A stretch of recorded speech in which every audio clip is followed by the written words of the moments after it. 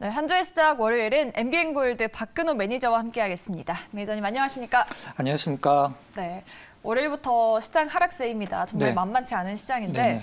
시장이 저점을 확인한 시점인지 아니면 저희가 또 다른 저점을 보는 건지 네. 좀 어떻게 보십니까? 일단 뭐 시장이든 종목이든 어떤 때는 악재는 다 나오잖아요. 네. 근데 그 악재가 이제 종목이든 시장이든 다시 올라가려면 그 악재의 세기가 모두 다 시장에 반영이 됐거나 아니면 그 악재가 소멸을 하거나 아니면 미래의 어떤 호재가 지금 현재 시장에 힌트를 좀 주고 있어야지 종목이든 시장이든 올라가는 건데 우리가 지금 현재 뭐 금리 인상으로 인해서 뭐 환율이라든가 뭐 여러 가지 측면에서 굉장히 좀 수급적인 측면도 굉장히 어려운 시장을 보내고 있는데 저는 이렇게 생각을 합니다. 만약에 미국이 지금 현재 기준금리 2.5%에서 며칠 뒤에 이제 그 FOMC 회의에서 뭐 0.5는 이제 없어졌죠. 0.75냐 1이냐 둘 중에 하나의 선택의 문제에 달려 있는데 그냥 그 연준이 연초에 그냥 금리를 5% 올해 말까지 5%만 올리고 내가 그냥 더 이상 안 올리겠다라고 했으면 시장 충격 굉장히 컸겠지만 벌써 저점은 잡았을 거라고 생각을 하고 있거든요. 네. 근데 이제 2.5%에서 3% 조금 넘는 금리이긴 하지만 시장에서는 이걸 얼마까지 언제까지 올릴 수 있느냐에 대한 어떤 불확실성이 계속 증폭이 되고 있고 두 번째 수급적인 측면에서 굉장히 불리한 측면은 이제 하는 총재가 얼마 전에 이제 금통위에서 이런 말씀을 좀 발언하셨어요. 시장 충격을 감안을 해서 굉장히 좀 천천히 금리를 올릴 생각이다. 이런 뉘앙스를 말씀해 주셨었는데 이건 무슨 말이냐면 우리 시장에서 지금 가장 많이 걱정을 하고 있는 금리 역전은 어떻게 보면 이제 당연한 거고 미국과의 금리 격차가 더 벌어질 수밖에 없다라는 것을 뭐 시장에서 좀 암시를 했다 이렇게 좀 보고 있는 거 수급적으로 굉장히 불리한 상황이라고 좀 보고 있습니다. 아무튼 근데 지금도 사실 그 뭐 시장이 굉장히 힘들지만 굉장히 잘 올라가는 종목군들은 또 시장의 포커스가 더 집중이 되기 때문에 굉장히 많은 관심을 받고 있거든요.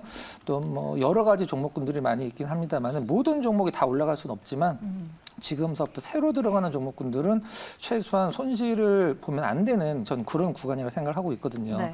그래서 뭐 오늘 이제 함께할 종목군들이 그런 종목이 될 수도 있겠고 아무튼 관심 종목, 시장 중심 종목 오늘 한번 같이 해보도록 하겠습니다. 네, 어려운 시장이지만 그만큼 지금이 또 옥석 가리기를 잘 해야 되는 시점일 것 같습니다. 그럼 우리 박근호 매니저가 꼽은 굿섹터랑 새드섹터 보면서 지금 눈여겨볼 업종 바로 체크해 보도록 하겠습니다.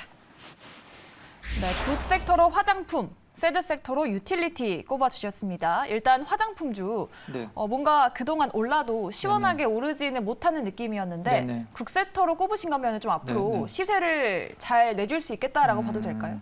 일단 이게 막 시장의 주도색 2015년도가 아마 화장품의 해였다고 할 정도로 굉장히 큰 상승을 보여줬던 게 이제 화장품인데 정말 오래전이네요. 네, 그렇죠. 코스닥에서 근데 차지하는 비중은 그렇게 적은 편은 아닙니다. 거래소도 좀 있긴 하지만 지금 지난주 말서부터 오늘까지 오늘 이제 화장품 대장주라고 할 수 있는 뭐 아모레나 이런 종목군들은 이제 움직임이 거의 없긴 했습니다만은 군소적으로 좀 많이 움직였는데요.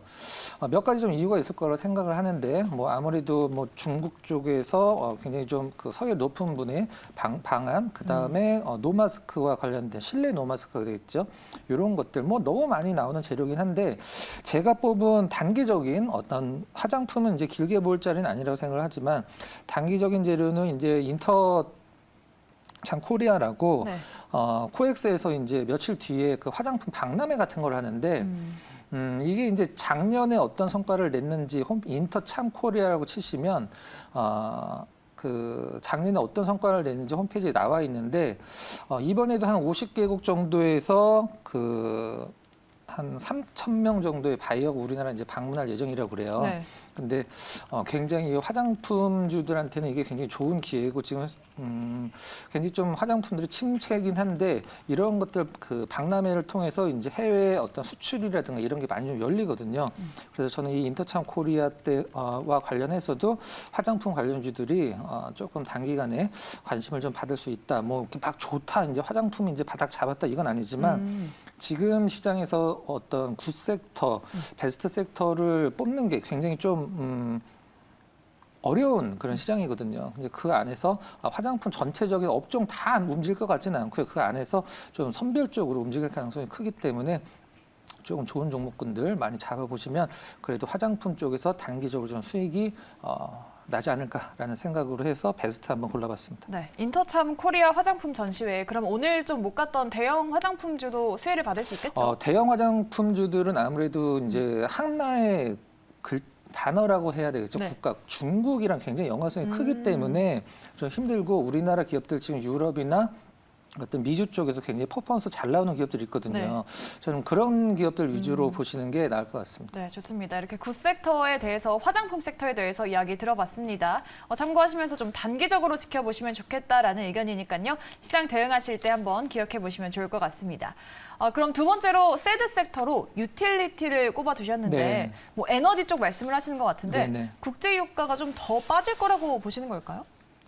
일단 뭐 유가도 마찬가지고 석탄 그다음에 뭐 천연가스 이제 유틸하면은 뭐 많은 뜻이 있긴 합니다만 이제 전력 업종이라고 보시면 될 것 같은데 지금 이제 확정이 됐죠. 그동안 이제 나온 지는 한 열흘 이상이 되긴 했습니다. 확정이 됐는데 그게 뭐냐면 삼성이 이제 아리100을 가입을 확정을 시켜놨는데 그게 뭐 내년 문제가 아니라 이제 2050년도까지 문제긴 하지만 이런 것들과 관련돼서 신재생 에너지 관련 기업들은 굉장히 수혜를 크게 받을 기업들은 저는 있다라고 보고 있어요. 네. 뭐 풍력이라든가 뭐 태양광 이런 기업들은 분명히 수혜가 되겠지만 우리가 보통 뭐 한국전력이라든가 한국전력 오늘 떨어지지 않긴 했고 이제 뭐 그 연료비 연동제가 있긴 합니다만은 아무래도 이 에너지 우리가 지금 무역 수지가 악화되고 있는 이유 중에 가장 큰 이유가 이제 에너지 수입 양은 뭐 그대로겠죠. 근데 이 너무 가격이 높아지기 때문에 이 무역 수지가 이제 불균형을 이루는 건데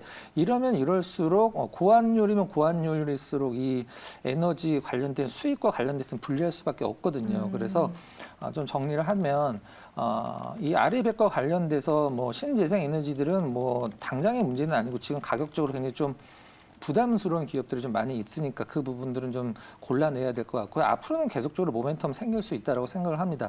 근데 이 고환율 구간이 유지되는 상태에서 우리가 뭔가를 뭐 석유, 석탄, 뭐 천연가스 이런 것들을 수입하는 입장에선 굉장히 불리하고 또 그런 것들을 뭐 아무리 뭐 연료비 연동제를 통해서 조금 뭐 전기료를 올린다라고 해서 그런 게 상쇄될 수 있는 부분은 아니라고 생각합니다. 그래서 지금 너무 가격도 쌓여 있지만 내려와 있지만 조금은 좀 보수적으로 접근하자는 차원에서 유틸 섹터를 새드 섹터로 한번 선정을 해봤습니다. 네.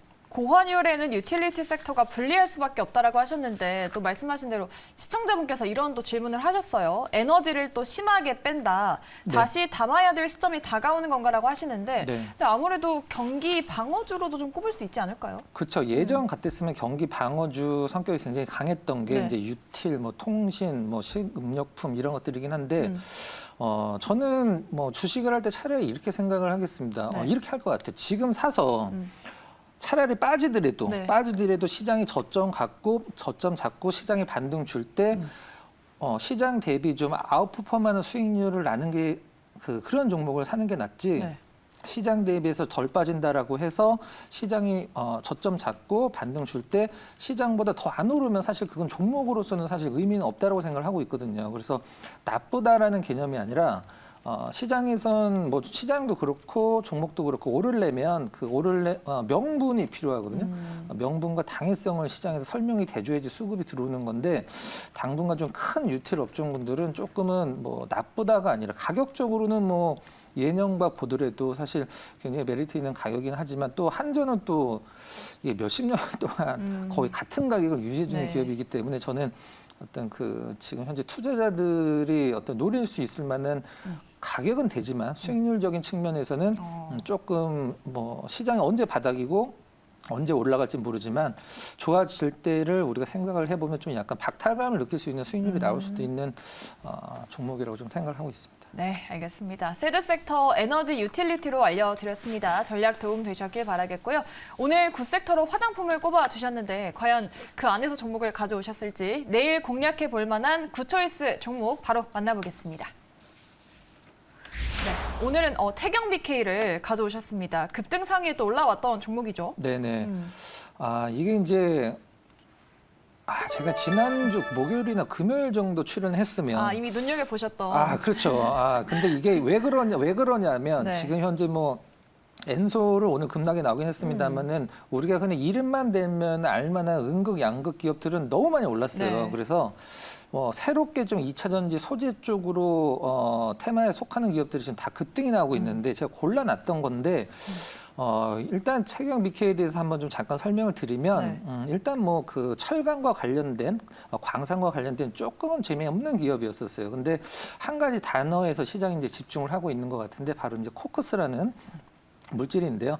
코크스는 이제 두 가지가 있습니다. 이제 석유에서 캐내는 코크스가 있고, 그 다음에 석탄에서 캐내는 코크스가 있는데, 이 석유에서 캐내는 코크스는 이 태경 BK가 미국에서 이제 수입해서 전량 우리나라에 독점으로 유통을 하고 있고, 석탄 쪽은 이제 자체적으로도 만들 수 있는 그런 부분인데, 중요한 건 이제 이 코크스 하면은 이제 우리가 연관되는 단어가 있어요. 탄소, 그다음에 흑연 이런 것들이 이제 관련 어떤 소재라고 보시면 될 것 같은데.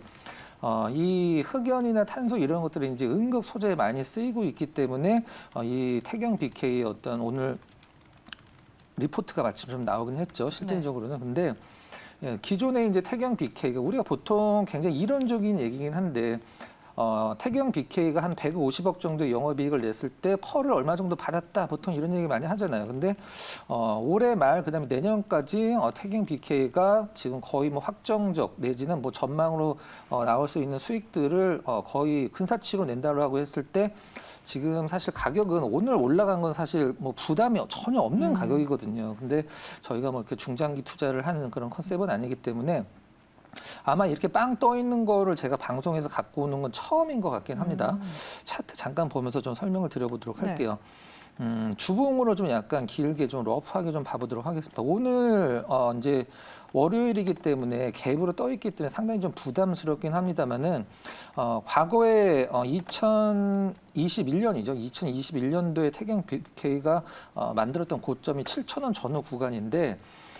제가 봤을 때는 이 태경 BK 사업 내용이 시장에서 갑자기 없어지지만 않는다라고 하면 사실 오늘 시초가 띄우고 장중에 엄청난 거래가 나왔던 것은 좀 약간 부담스럽긴 하지만 앞으로의 전망과 어떤 목표치, 타겟 프라이스를 선정을 할 수 있는 과정에서 어떤 근거들을 우리가 봤을 때 지금도 굉장히 좀 매력적인 가격이라고 생각을 하고 있거든요. 근데 제 성격상 요 한 뭐 화요일, 수요일까지 조금 뭐 조정 주면은 반등 줄 때 잡고 이런 게 맞긴 합니다만은 제가 또 매일 출연하는 게 아니기 때문에 요 태경 BK는 이제 제가 전략을 제시를 해드리면 물론 저희가 방송상 내일 시초가를 편입이 되긴 하겠습니다만은 내일은 일단 지켜보시고요. 내일 오늘 고점을 넘지 않는 흐름이 안 나온다라고 하면 한 내일까지는 지켜보시고 저는 수요일 정도쯤에 일단 뭐 그러니까 이런 느낌이죠. 오늘 음봉 나왔고요. 내일 음봉 나왔고 수요일날 양봉 나온다라고 하면 아주 좋은 어떤 흐름이 좀 예상이 되거든요. 근데 오늘 외국인들이랑 기관이랑 왜 이렇게 팔았는지는 모르겠는데 아무튼 뭐 이렇게 급등 나오면 기관들은 무조건 파는 어떤 그런 성향이 좀 있죠. 외국인들 좀 팔긴 팔았습니다. 저는 이걸 굉장히 관심 있게 봐야 되는 종목을 생각하고 있거든요. 그래서 태경 BK 오늘 좀 부담스러운 느낌이긴 하지만 여러분들께서 꼭 관심 종목에 넣어 놓으시고 내일 바로 안 사셔도 되고요. 반드시 포트에 좀 편입을 시켜야 될 종목이라고 생각을 합니다.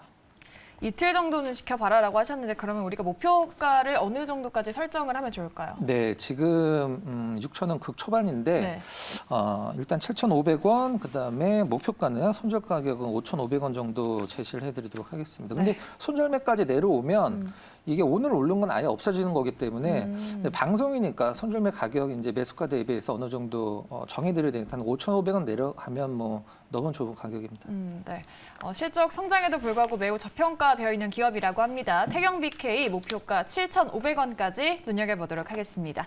네, 저희 이어서 다른 종목들의 전망도 들어봐야겠죠. 고엔스탑으로 종목별 전략 짜보도록 하겠습니다. 인기 검색 10종목 바로 만나보시죠. 네, 오늘 제일 많이 검색된 종목들 10가지입니다. 그동안 잘 가주던 2차전지 관련주, LG엔솔을 비롯해서 금양까지 오늘은 하락이 나왔고요.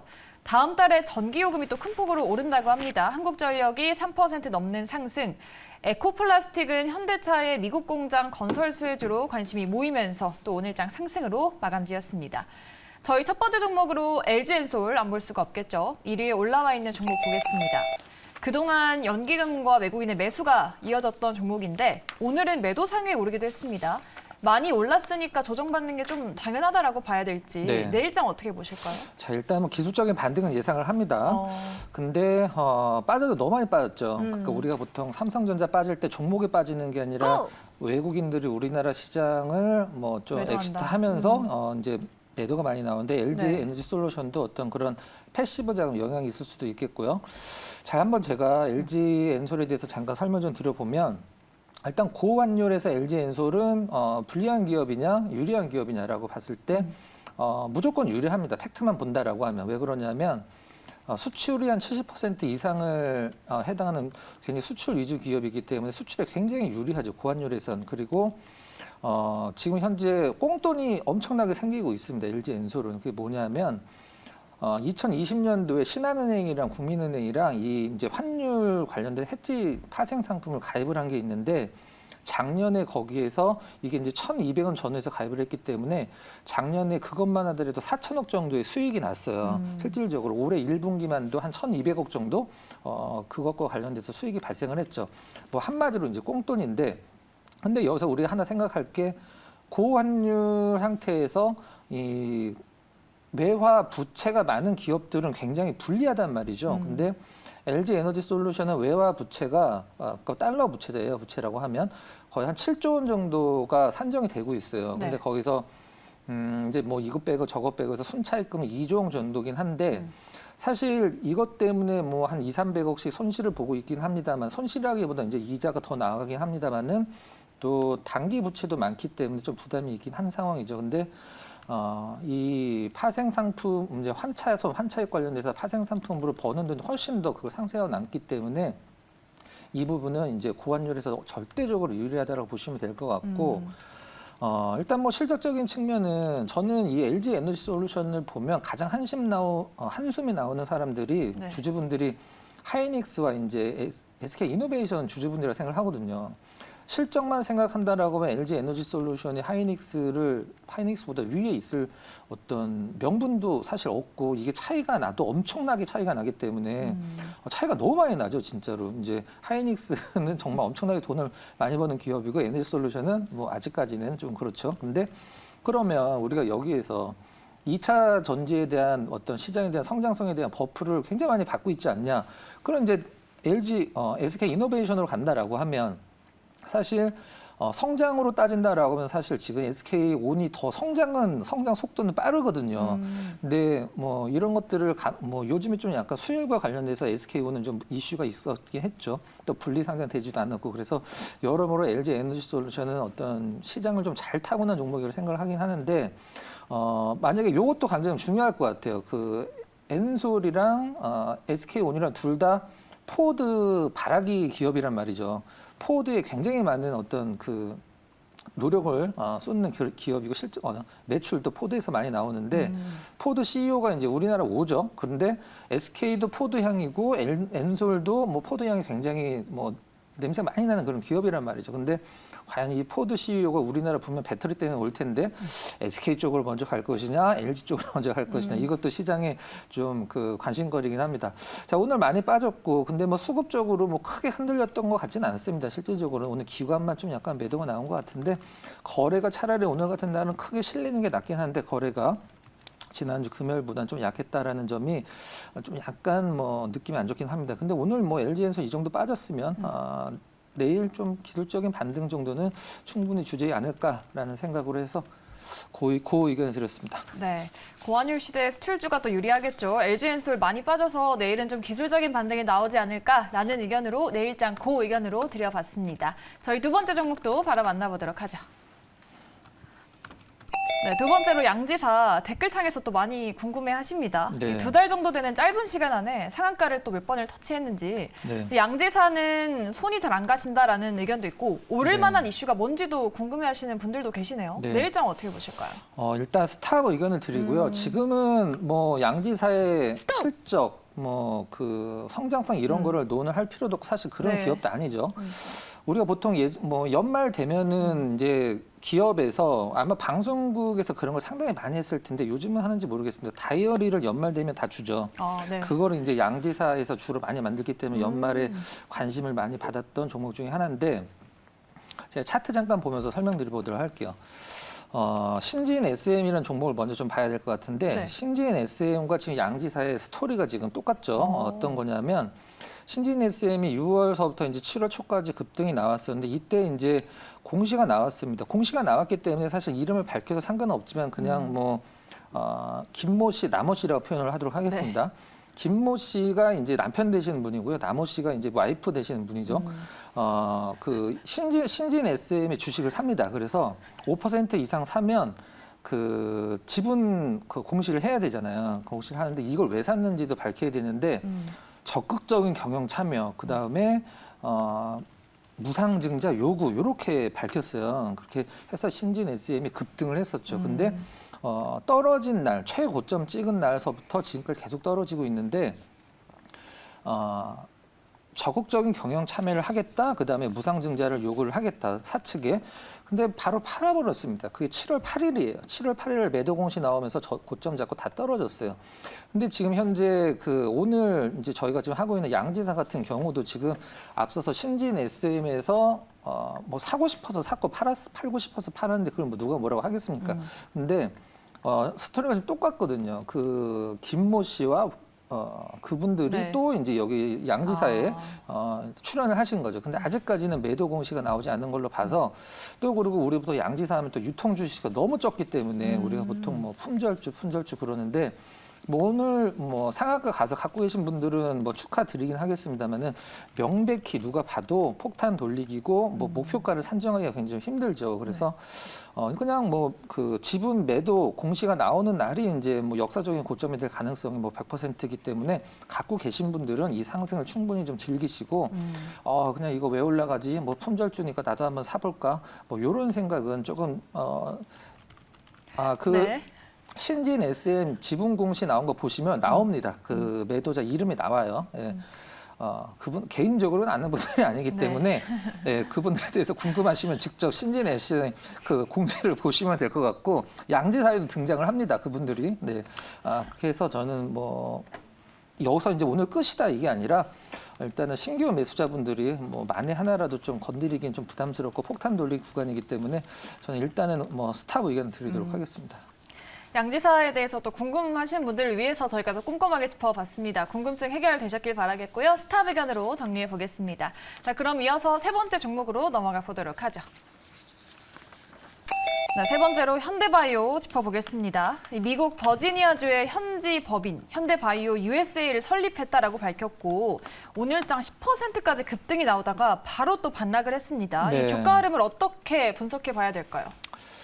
일단 오늘 오른 이유는 이제 앞에서 앵커께서 그 말씀해 주신 그 부분이 맞을 것 같고요. 네. 이제 하락한 이유는 전일 하락에 대해서 연결됐던 부분이라고 생각을 하는데, 좀 약간 뭐 추석 때 전화를 걸었더니 임상과 관련돼서 뭐 모집을 중단한다 이런 것들이 뭐 잘못된 것이다 뭐 추석 연휴기 때문이다 하는데 사실 이 현대바이오가 지난주 금요일 날 급락이 나오고 오늘까지 하락을 했는데 이거는 어떻게 보면 좀 약간 사측의 해명과 맞지 않거든요. 홈페이지 들어가면 해명 글이 나와 있긴 한데 저는 뭐 바이오 기업들을 사실 그렇게 좋아하진 않습니다. 바이오는 절대 개별적으로 접근만 하면 안 되고 제가 항상 강조를 드리지만 온통 바이오장일 때가 있어요. 그냥 바이오에 받자만 들어가도 무조건 오르는 시장이 있습니다. 사실 그 한 3, 4년마다 짧게는 2, 3년마다 한 번씩 오는데 온 지가 좀 됐죠. 근데 그때 바이오를 들어가는 건데 일단 지금 현대바이오가 하고 있는 대표적인 파이프라인 한 2개 정도 될 거예요. 뭐 그 췌장암과 관련돼서 폴릭탁셀인가요? 그 호주에서 이제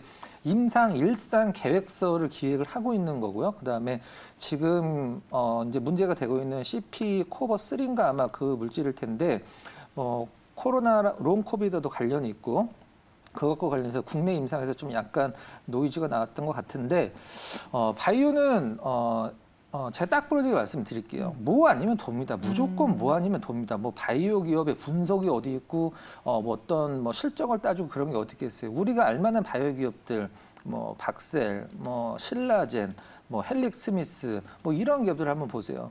뭐 좋다 나쁘다를 떠나서 잘 된 때는 정말 대박의 수익이지만 안 될 때는 바로 반대적인 흐름이 나오거든요. 저 현대 바이오도 마찬가지로 저는 원래 기존의 바이오 기업이 아니라 뭔가 바이오 기업을 인수를 해서 사명을 바꾸고 이런 기업들은 개인적으로 그렇게 좋아하진 않습니다. 하지만 분명 사측에서 밝힌 것과 이 하락의 어떤 타이밍은 절대 일치를 하지 않고 그거 외에 뭐 다른 게 있을 수도 있긴 한다라고 생각을 하지만 주주분들은 절대 알지 못하죠. 바이오 기업은 뭐 공부를 할 수도 없고 분석을 할 수도 없습니다. 사측에서 밝힌 거 그다음에 기사로 나온 거 이거 외에는 내가 갖고 있는 기업에 대해서 전혀 공부를 할 수가 없어요. 하지만 이 현대바이오가 하고 있는 파이프라인을 갖고 있는 부분들은 확실히 좀 메리트 있는 것은 사실이긴 합니다. 근데 뭐 그 췌장암 관련돼서 이제 호주 쪽에서 임상 준비하는 것은 아직 일상 준비 중이라는 것은 우리가 보통 임상하는데 이제